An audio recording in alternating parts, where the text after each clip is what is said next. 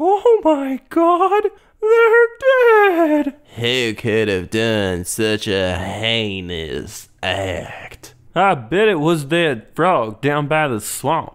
I don't like that frog. He's got them shifty eyes. It was that convict Ironjaw, that rapscallion. I bet it was that strange shadowy figure that likes to swing in the park on Thursday nights. I swear to you, it was my stuffed panda. He's possessed. It could have been Ricky's arm. We haven't seen it since it got cut off. I definitely know who the killer is. Blank is the killer. Hello and welcome to Blank is the Killer, the unoriginal horror movie podcast where I, your totally not possessed host, Josh Baker, cover 6 new-to-me horror movies with a random spooky topic 7 at the end. This episode contains fake monsters, movie murder, and cannibal moms. Join me on a trip to Transylvania to investigate some monster sightings. We can talk movies on the plane. Number 1, Transylvania 6-5000, 1985, directed by Rudy De Luca. Jeff Goldblum and Ed Begley Jr. head to Transylvania after Frankenstein's monster is spotted there. Once in Transylvania, they eventually run into a bunch of monsters. Turns out the monsters are people that were receiving medical help from a doctor, since some of the leaders of the town were pocketing money that was supposed to help the people. No one is the killer. Transylvania 6-5000 is a movie packed with funny people that are throwing bits-filled spaghetti at the wall hoping something will stick. That's not to say the movie isn't funny, but there are long, odd stretches where none of the attempted humor lands. Sequences like the lengthy one in the kitchen between John Byner and Carol Kane come off as a camera being pointed at them with the only direction being go off. Similar things happen with Michael Richards. All of those actors have funny bits in the movie, but I wish some of the material was polished a bit more. Besides the sequences that must have been improvised, Transylvania 6-5000 is a funny movie. The main actors that really squeeze out the humor are Ed Begley Jr., Carol Kane, and Michael Richards. Listen, we all love Jeff Goldblum. I liked him in the movie, but not many laughs stemmed from his character. A strange addition to the movie is Jeff's characters being overly into a mediocre-looking woman who had an awful high-pitched voice and young child. She's the most unlikable character by far. Until she starts hitting people over the head with bottles. I love a good comical bottling. I do not condone real-life bottling. I feel compelled to buy some Easy Break bottles. Maybe someday I'll make a short that heavily includes comedic bottling. A big strength of the comedy in Transylvania 6-5000 is the fact that a majority of it is visual. Ed Begley Jr. relaxing in the air against a wall, Michael Richards' removed limbs, the fortune teller constantly bashing her head through tables, loads of pratfalls, and more. Visual and physical comedy is perfectly suited for cinema. Whenever I watch a movie that focuses on comedy that isn't just a person telling jokes, I'm pretty happy. This is as good as time as ever to bring up the fact that Geena Davis plays a sexy Dracula. She's not actually a monster though. None of the characters are monsters. Geena Davis and Jeff Goldblum must have made Transylvania 6-5000 and The Fly back to back. That's how a sexy vampire and disgusting fly man fell in love. For a couple years. Their marriage didn't last that long and no beautiful tall children were created. Jeff Goldblum is 6'4" and Geena Davis is 6 foot. Since I'm pedantic, I have to point out that a character should have been referred to as Frankenstein's monster, not Frankenstein. The funniest monster character was the Wolfman, who was played by Donald Gibb. His performance is strangely anachronistic compared to everyone else's, but it worked.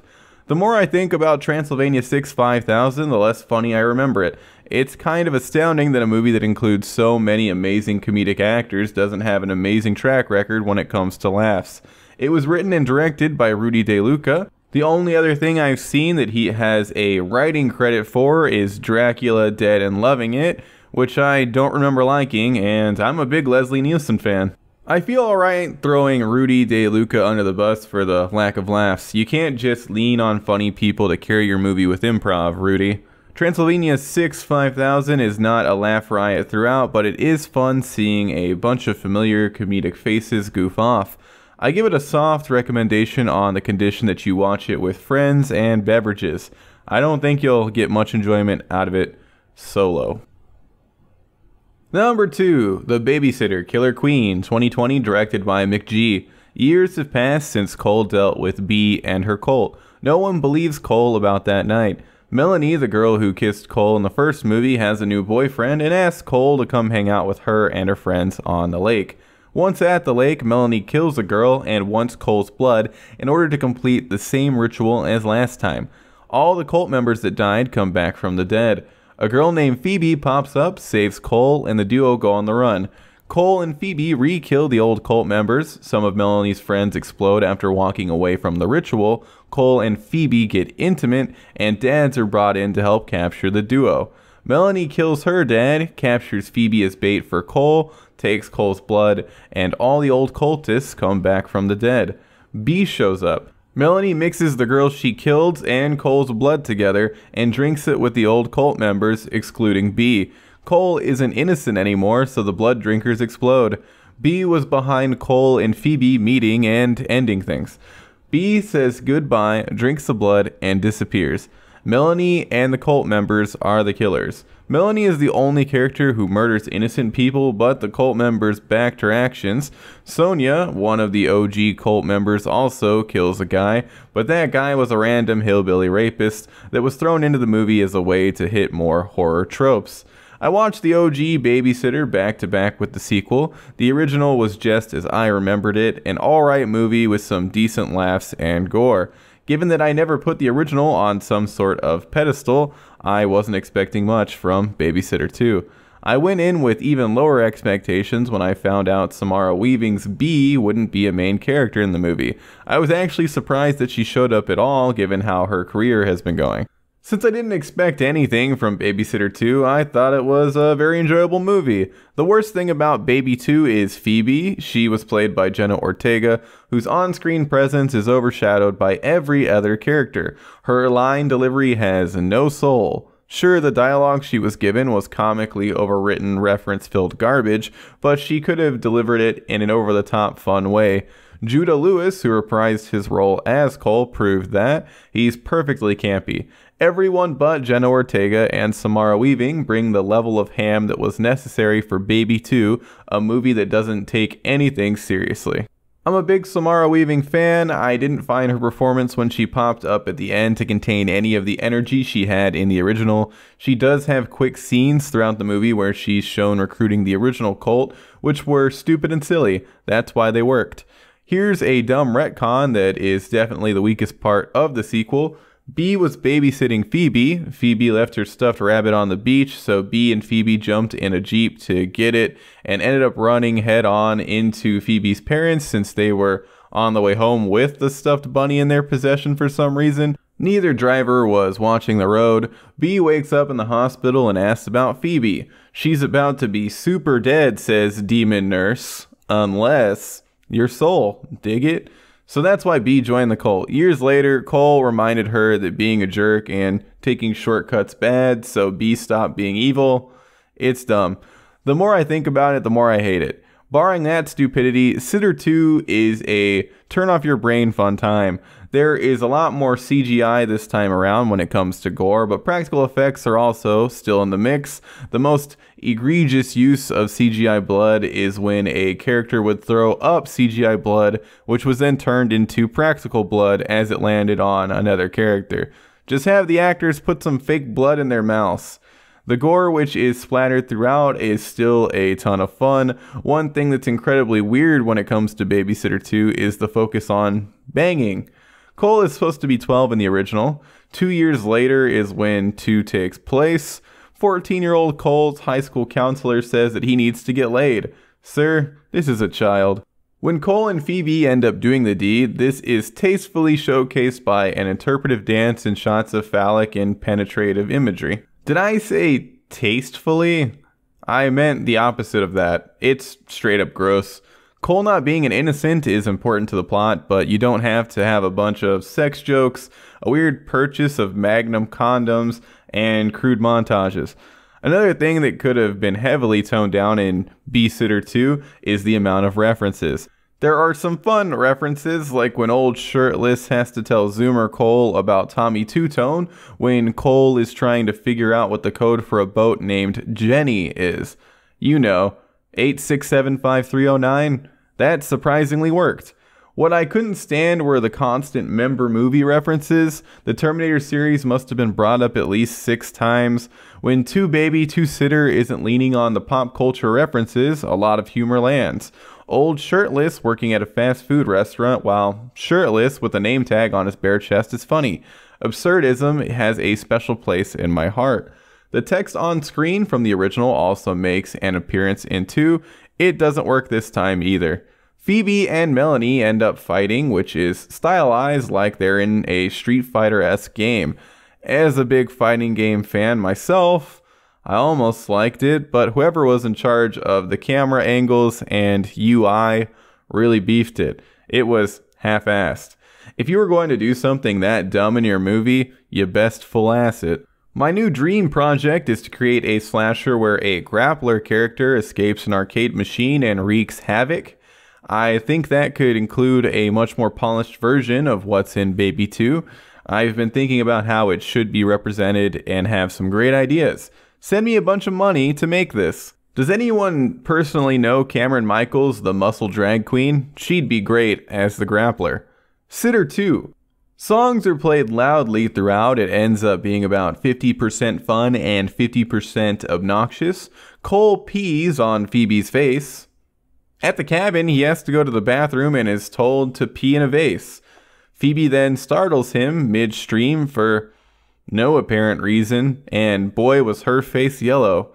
I thought one of the villains was going to have a urine-filled vase broken over their head or something, but instead there's just an awkward face full of piss. Is McG some kind of sexual deviant?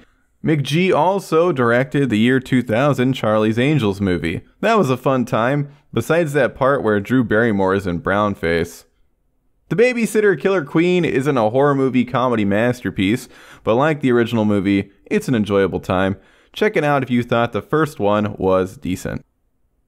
Number 3, Fade to Black, 1980, directed by Vernon Zimmerman. A movie-obsessed kid named Eric lives with his aunt since his mom is dead and he never knew his dad. His aunt was left wheelchair-bound after driving home from a party early to take care of Eric. Eric meets a girl named Marilyn who looks like Marilyn Monroe. They somehow hit it off and agree to meet up later for a movie date. Marilyn forgets about the date and shows up way too late. Eric becomes more and more disillusioned with reality, starts believing he's a gangster movie character named Cody Jarrett, and kills his aunt. Eric then takes up the mantles of other characters from movies and kills some people, which ends with him and Marilyn on the roof of the Chinese theater where Eric is gunned down by police. It's revealed that his aunt was also actually his mom. Eric is the killer.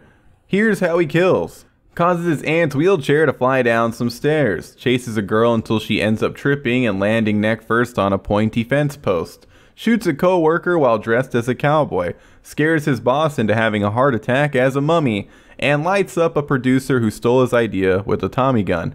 Only one of those victims was played by Mickey Rourke. When I saw the name pop up in the opening credits, I started scanning for him. Rourke played Eric's mean co-worker Richie. There is barely any resemblance between Richie Rourke and modern-day Rourke. I went into Fade to Black with high expectations since I saw a lot of people praising the movie for being more than a by-the-numbers slasher. It's a little more fleshed out for sure, but I would still say Fade to Black follows the generic slasher formula. Eric definitely has a lot more character than other slasher villains. If Marilyn would have showed up to the date on time, Eric never would have killed anyone. Well, until she inevitably stopped talking to his weird ass. If Eric had only killed the producer, I wouldn't even put him on the killer list. Plagiarism is a crime that should be punishable by death. The picture quality in Fade to Black jumps all over the place. There will be a fine looking wide shot, and once the lens is changed for a closer shot at the same location, the quality takes a dive. Strange zooms are sprinkled throughout. There's a scene where the most awkward psychologist cop helper dude finishes making whoopee with a sexy cop lady. They come out of the covers with Ritz crackers in hand. How are those incorporated? Y'all have a crumbs fetish or something? Anyway, they are talking in bed, and for no reason there's a zoom. There are multiple scenes that end abruptly. A character will say something ridiculous, then there is an instant fade to black to the next scene. It's odd. I don't think it was done with comedic effect in mind, even though Fade to Black was intentionally made as a horror comedy. Dennis Christopher plays Eric. His performance captures the true outcast weirdo that Eric is. When he's acting as other characters like Cody Jarrett, he's terrible, but that makes sense. Eric isn't a good actor, he's some movie trivia freak. I could see hating Christopher's overall performance though. He's a bit over the top even for an outcast. He had just won an Oscar for his performance in Breaking Away, so maybe he decided he could let the ham out. The psychologist was played by Tim Thomerson. He's awful. There's an absurd sequence where he snorts cocaine and plays a harmonica, which somehow makes the sexy lady cop hot for him.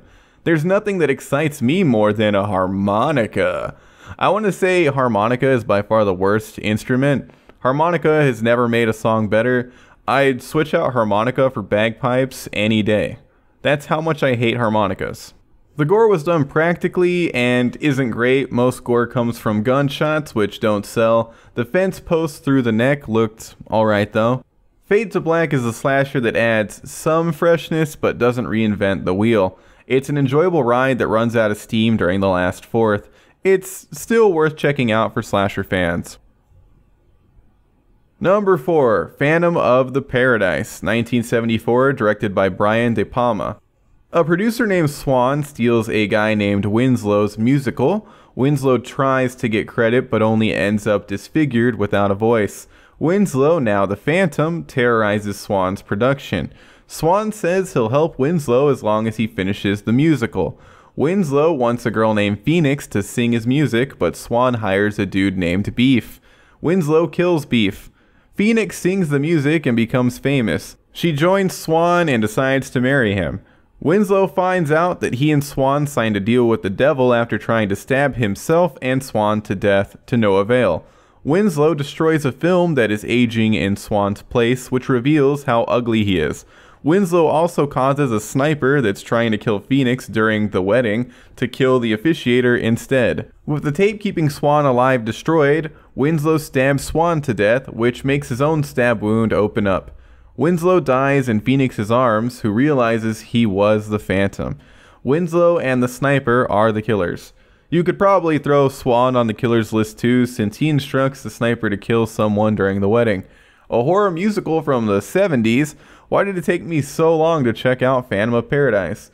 Paradise is an insanely fun time. It's like the Rocky Horror Picture Show if it didn't run out of gas at the end. Listen, like everyone, I love the Rocky Horror Picture Show, but it drags hard at the end. I don't think that's a sacrilegious thing to say. Paradise doesn't have that problem. Zany action happens throughout. Winslow's transformation into the Phantom is fantastic. Poor dude has his teeth replaced with metal dentures in Sing Sing, then gets his head stuck in a record press, which disfigures his face and destroys his vocal cords. Normal looking Winslow's singing his Faust musical? Boring. Terrible. Nerd. Phantom bird face Jaws Winslow singing Faust? Awesome. William Finley was great as Winslow. His Phantom getup is iconic. I wonder if Griffith in Berserk's design was based at all on Phantom Winslow. They look real similar. The music in Paradise is wonderful. Paul Williams created the music. I want to say my first introduction to Paul Williams was that episode of Dexter where he shows up and does a song called Breathe in the Sunshine. I also love Touch, his song with Daft Punk. The man's career is huge. Is he a weird pick to play the character Swan? Yeah, but he works. Everyone works in their roles. This was Jessica Harper's first feature film. She played Phoenix and went on to play Susie in Suspiria a few years later. My favorite character in Paradise is Beef, who was played by Garrett Graham. He's a drugged out, flamboyant rock star. Every time he's in a different scene, he has a new symbol on his cheek. Winslow only wants Phoenix to sing Faust, but come on, Winslow. Beef brings the energy and excitement. Phoenix singing Faust is a sleep aid. The crowd digging Phoenix after the phenomenal performance Beef put on before being electrocuted by Winslow makes zero sense. Phoenix doesn't even do anything to win over the crowd. This isn't a serious criticism, I just miss Beef. Winslow explicitly told Beef anyone who sang Faust that wasn't Phoenix would die. The production design for Paradise is extravagant and colorful. Each new location offered a new and interesting aesthetic. The gore? There isn't much. There's some bright red blood from a couple stab wounds. Winslow's record press face looks pretty gnarly when it's fresh, and when it's shown healed at the end. I highly recommend Phantom of the Paradise. It's a fantastic time filled with rockin' music and stunning visuals. If you want to double feature it with another horror musical, it would pair well with the Rocky Horror Picture Show, The Lure, or 2014's Stage Fright. I can't believe the guy that did Scarface also did Paradise. Somehow the only Brian De Palma films I've seen are Phantom of the Paradise and Carrie. Go figure. Death Records wasn't the original choice for the label name in the movie. Turns out the label was going to be called Swan Song Records, but that was Led Zeppelin's record label. They forced the film to change it, which is why there are some obvious scenes where Death Records is superimposed over something. Death Records is way cooler anyway. Number 5, Flesh Eating Mothers, 1988, directed by James Aviles Martin. An STD turns mothers into flesh-eating mothers. Commissioner Dixon is first to realize this after his wife attacks him. He kills her and tries to cover it up.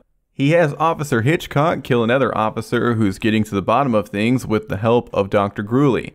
Dr. Gruely teams up with Carolyn and the duo make a cure. With the help of the infected mother's children, the cure is given to all the moms. One homewrecker named Booty remains infected and attacks a cheating dad. Flesh-eating mothers, Dixon, and Officer Hitchcock are the killers. Dixon told Hitchcock to take out the cop that knew too much, so he's responsible. Thanks for tuning in to Blank is the Killer. The podcast is over. It finally peaked. Flesh-eating mothers is the best horror movie ever created. That might be hyperbole. Flesh-Eating Mothers is one of the best so bad it's good horror movies I've ever seen. That statement is factually accurate. Flesh-Eating Mothers has everything. It takes place in what must be suburbs in New Jersey. 50% of the cast has New Jersey accents. 0% of the cast has any acting ability. Dr. Gruely, aka Tiny Scientist, looked to be about 4 feet tall. A mother literally eats her baby. Quick side note, if you ate your baby after receiving some weird cannibal virus and were cured, would you even want to go on living knowing that you ate your baby boy? That's dark. I don't even want to think about it anymore. The older sister of that baby boy sees her mom eat the kid. She didn't even seem as shook up as you'd expect. None of the kids whose moms either attacked them or ate their loved ones really seemed all that upset about it. They don't call the cops or anything. Cop who knew too much must feel really bad about killing his wife. She just ate their son. She could have been cured. Oh wait, Cop Man died too. That's definitely the end of a lineage. Pet warning, the hungry moms comically pull apart a dumpster cat like it's a Stretch Armstrong until it ends up split in two. It's not disturbing in any way. You can barely see anything. I'd say a good half of the film isn't lit at all. I could still follow everything that was going on, even though it was laughably dark in the second half. There's a buff alcoholic dad that keeps beating up his wife and son. Since the virus makes moms crazy strong, the abused mom is able to take down buff dad. Real life abuse isn't funny, but it's pretty funny when buff dad keeps randomly walking out of his house and pushing people down in his driveway. The effects work is all practical and truly delightful. Most of the gore looks surprisingly amazing. That's probably because the poor picture quality is covering up how cheap the effects must have been. Dixon's stump where his wife ripped off his arm looked gruesome. The gunshots had blood explosion impacts.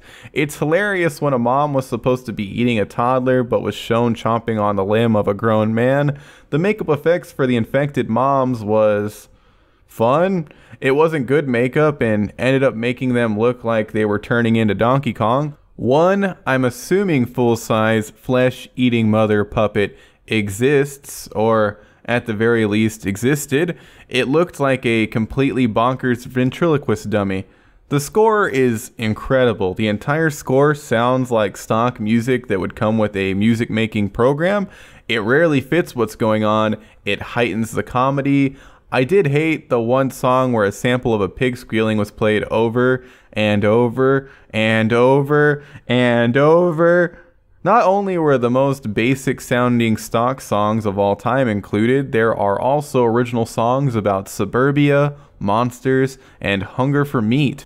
Sherry Lamar performed a lot of the original songs, and they are definitely some of the most bizarre songs I've ever heard. At one point, Dr. Gruely and Carolyn are looking at cells to see what's going on.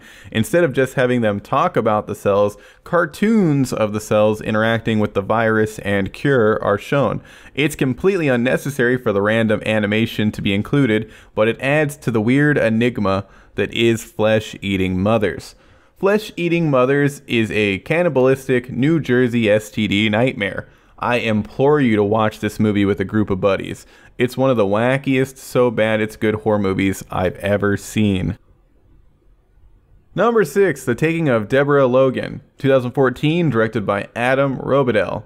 A documentary team is capturing a woman named Deborah Logan's struggle with Alzheimer's disease. Deborah begins deteriorating at an unusual rate. Turns out Deborah killed a serial killer named Henry Desjardins before he could kill her daughter Sarah, who was going to be the last victim for a ritual Desjardins was performing. Desjardins' spirit was able to possess Deborah due to Alzheimer's. Desjardins then dug up his remains, hid them, and captured a little girl suffering from cancer. Sarah and the documentary crew find the remains and join the police in a hunt for Deborah and the little girl. During the hunt, Deborah kills an officer. Deborah is finally located trying to swallow the little girl like a snake.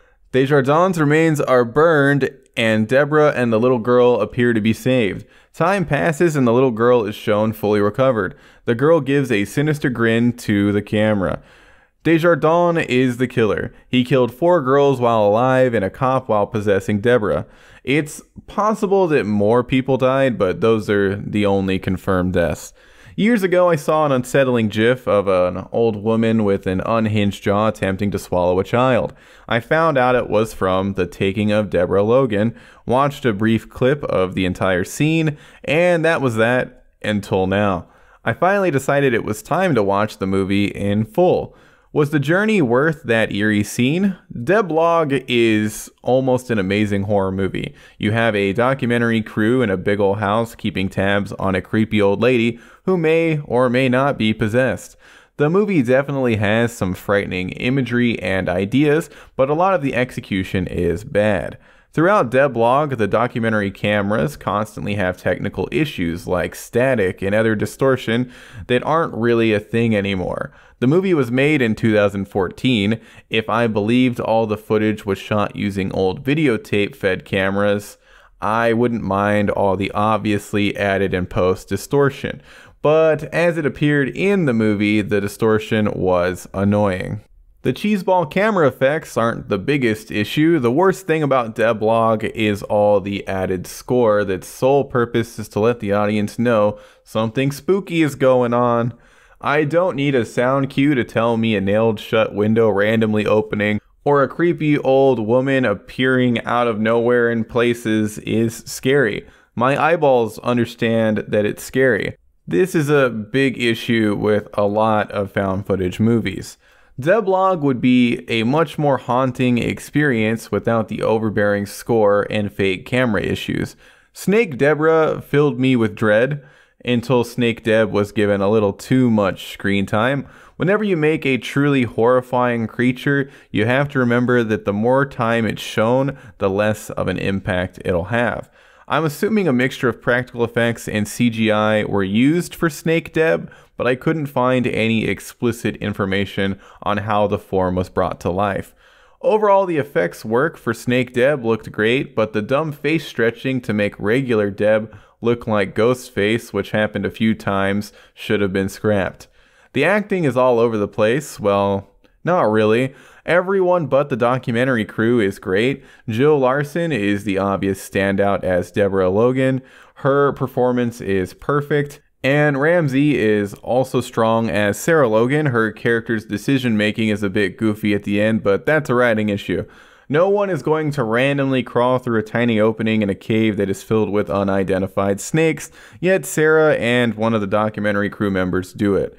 The way it's introduced that Desjardins has possessed Deb is that she randomly knows French.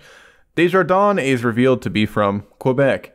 At the end, I was sure that the little girl was going to answer one of the news interviewer's questions in French. She didn't drop a je ne sais pas, or a bienvenue, or a ha ha ha baguette. If she's not speaking French, maybe the ritual didn't work. The ritual that Desjardins was working on required 5 girls to be ritualistically sacrificed in exchange for eternal life. He only killed 4 girls. The last little girl isn't killed in the correct ritualistic fashion by Desjardins, and his remains are destroyed. I don't understand how he could end up in control of the little girl. If he had just jumped from Deb's body to the little girl's body, it would have made sense, but the little girl would still have cancer and not have miraculously recovered. Maybe the ritual just wasn't explained well enough in Deblog. At least Bagul wasn't behind everything. The taking of Deborah Logan is a creepy time that ends up being a little too absurd during the final chase. How is the same kid going to get kidnapped twice? That's right, I skipped over the fact that Deb is able to disappear with the little girl with more than enough time to swallow her whole twice. Wouldn't a guard be put outside either Deb's or the little girl's door? Time shouldn't have been wasted with a first abduction. Consider checking this one out, but be warned that the last 20 minutes are quite the slog. Snake Deb is pretty cool though. Number 7, What We Do in the Shadows House Tier List. F tier, Guillermo. Guillermo hasn't made me laugh once. His character is annoying, and Harvey Guillen has no comedic timing. Guillermo-focused episodes are definitely the worst. It doesn't help that Guillermo is the familiar of another low-tier character. C tier, Nandor. Compared to other house vampires, Nandor sucks. Kayvan Novak's comedic chops are weak. Nandor does provide a good chuckle every once in a while, but is nowhere near as consistent as other characters. His mediocre presence is regularly joined by Guillermo, which hurts Nandor's likability quite a bit. B tier, Colin Robinson. Early on in the show, Colin Robinson was placed lower, but the energy vampire is really coming into his own. Mark Proch's dry performance, coupled with all of the relatable energy-draining humor, provides a decent amount of enjoyability. S tier, Laszlo and Nadja. The husband and wife vampire duo that truly make the show worth watching. Their antics are consistently funny. Matt Berry and Natasha Demetria are perfect in the roles. Both are able to make the dumbest things funny with their acting. Their backs must hurt from carrying this show. That has been my What We Do in the Shadows house tier list. I'm in the middle of season 2, and my fingers are crossed for Guillermo being killed before the season is over.